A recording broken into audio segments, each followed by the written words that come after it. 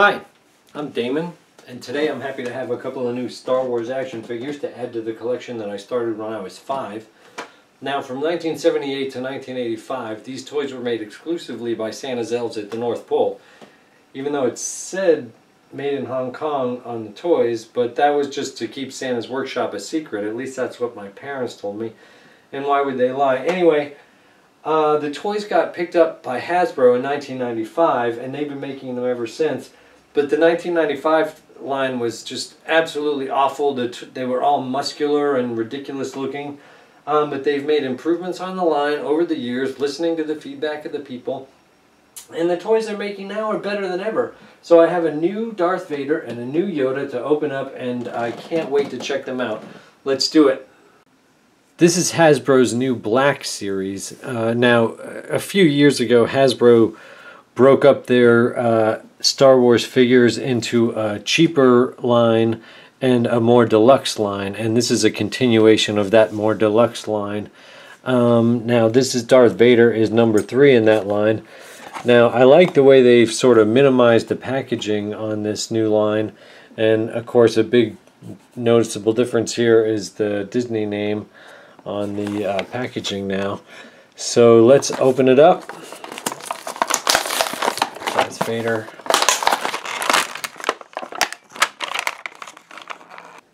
Hasbro has released a lot of different variations on Darth Vader over the years, and I've got a couple of the best examples here.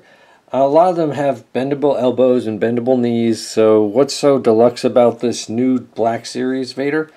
Well, there are a few advancements on this one that do set it apart, that make it one of the better releases in my opinion. Some are calling it the best Darth Vader figure they've ever released. First, let's compare helmets, because there's been a step forward and a step back and a trade-off in functionality versus film authenticity, and I'll show you what I mean. These older figures have removable helmets, and that's really awesome. There's Anakin underneath, and this has even a cooler 2-piece removable helmet, which is just great. And there's Old Man Anakin again, and the detail on that is just fantastic. But I'll tell you, it's a little bit difficult to get it on all perfectly, and even when it's on just right, it doesn't look quite as accurate to the film as this new one with this wider brim, and I don't know, just in general, this looks finally just right as far as Vader's helmet goes. So, I'd say the trade-off is kind of worth it, because you mostly don't need to remove his helmet, but you do need it to look just right when it's on. So it's kind of nice to have it looking perfect all the time. And another thing is that this one, it's not the first time they've offered this, but they added they put a ball jointed neck on this, so you can kind of move the head around, which is really helpful to make the character emote a little more. And of course, this is the Revenge of the Sith design, so it's specifically made to go no.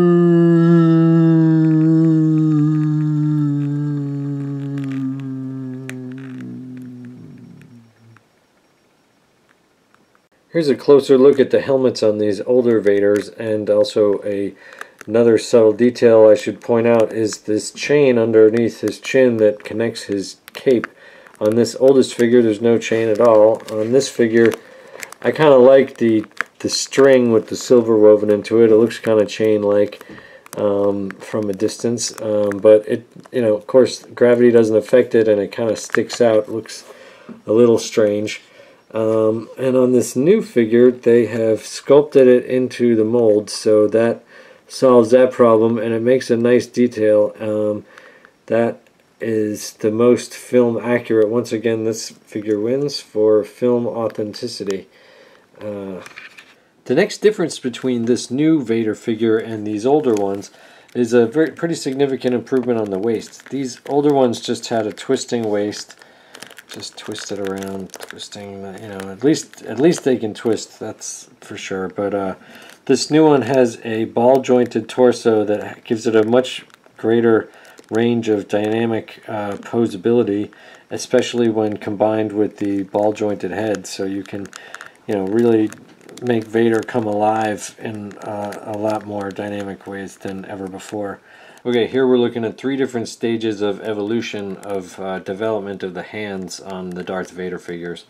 This earliest one has 2 sort of closed-fisted hands that can hold the lightsaber. Both of them, each or both, could hold the lightsaber, which is great. That's what you want with Darth Vader, is for him to be able to really let somebody have it with both hands holding the saber. But, you know, this later figure has one hand for holding the saber and one hand for his force choke. You know, because when you look at it, this Vader really can't do, when he's not using his lightsaber, his force chokes and things are, you know, a little bit less than dramatic because of the closed fist. So I can see why they tried to have Darth Vader be able to use one hand for force chokes and things like that, and for dramatic speeches to his son. But then, you know, unfortunately that restricts him from being able to use his right hand. Ooh, he just almost cut his fingers off there.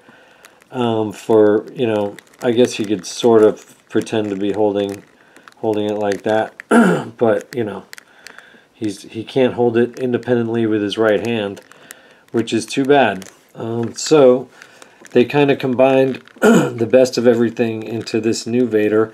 Plus, they these gloves and stuff twist at the glove, but this new Vader has wrists that are ball jointed, so it gives it a whole new range of flexibility and dynamic posability that it didn't, you know, the Vaders before didn't have. So, and then now they're back to both hands being able to hold the saber, but the difference is that this, when you remove the hand, the way that this hand is designed, it's also good for the force choke. You know, it's kind of a more dramatic hand position, so that he can definitely be force choking people with this hand. You know, there's no question of what he's doing there.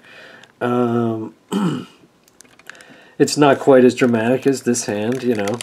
So that's the thing. There's really never an all-purpose Vader that you know, that you can do absolutely everything with. But, you know, this is pretty darn close, other than obviously the lack of ability to remove the helmet being the only big factor. But he's really perfect for most everything else. Killing younglings, definitely grab him for that. I know he wasn't wearing the suit for that, but there might be a few left that he needs to take care of. You never know. You can really see how the combination of the ball-jointed torso, neck, and wrists really give the new Darth Vader such a more emotional range. It's really quite incredible. He can actually, finally express his sarcasm, because his wearing his helmet, his sarcasm never comes through, but he can now be very obvious about it, and then people get it. So one of the few details that reveals that this is a Revenge of the Sith design Darth Vader is the shoulder pad. I guess at one point Vader, you know, later in his life, decided that his shoulder pads were too, you know, boring and round, so he wanted ridges and a dark edge added, which if you look in Empire Strikes Back, that is what, you know, that's what his shoulder pads look like. Where in Revenge of the Sith, this is what his shoulder pads look like. So Hasbro got it right both times. And, you know, in the earlier design, Hasbro used this edge and ridge to their advantage to hide the hinge of the ball joint, but and that gave him pretty full flexibility up and down. This new Vader, they hid the ball joint underneath, but that does restrict his ability a little bit, so that it's more realistically within the realm of what he'd been capable to do. Let's have a look at the new Yoda and see if he's cool enough to dethrone my vintage 1983 Yoda that has been my official Yoda all these years. Because really, of all the Yodas that they've made, none of them really were that impressive to me.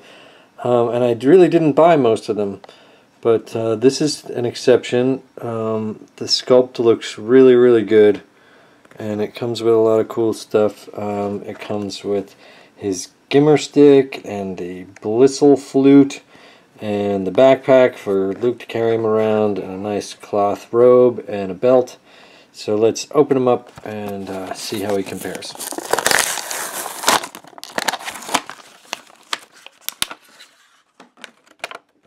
Ooh, looking good, Yoda, looking good. Here he is out of the package, the new Black Series Yoda with all his gear on, his flute and his gimbal stick. Now if you take a close look, the sculpt is just really, really fantastic in my opinion. Looks just like the puppet, and you know, like I said, over the years I really didn't buy a lot of the Yodas because they kind of, you know, were a big mess. They just didn't really generate the feel of Yoda, so for me that the vintage one always sort of captured the character better than any of the Hasbro versions. But this one, I gotta hand it to him, guys. You did a great job, ladies and gentlemen at Hasbro. Now compared to this puffy-cheeked Buddha-like version of Yoda that Kenner came up with, that I got as a reward for having a good report card in the 2nd grade.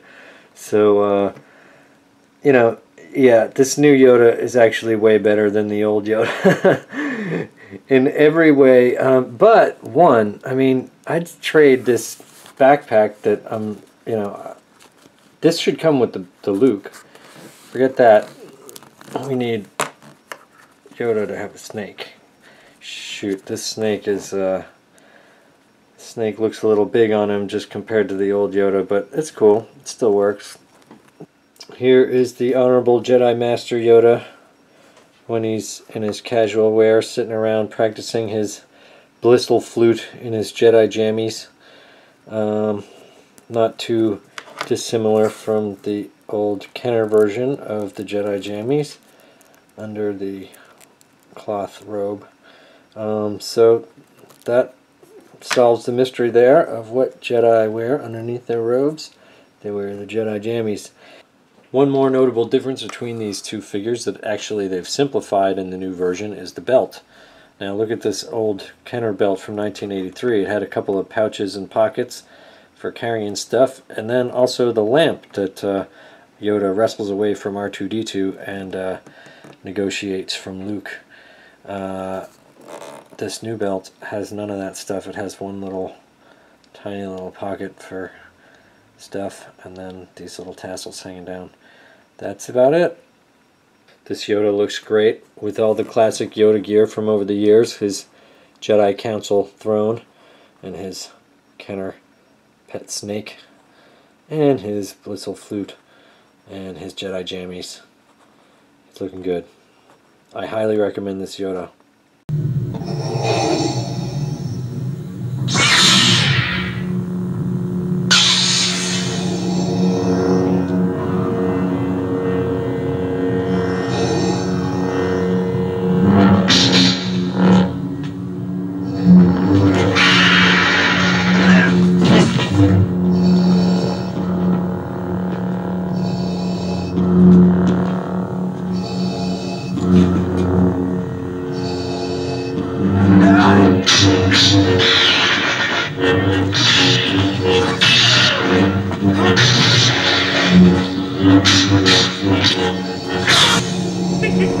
What?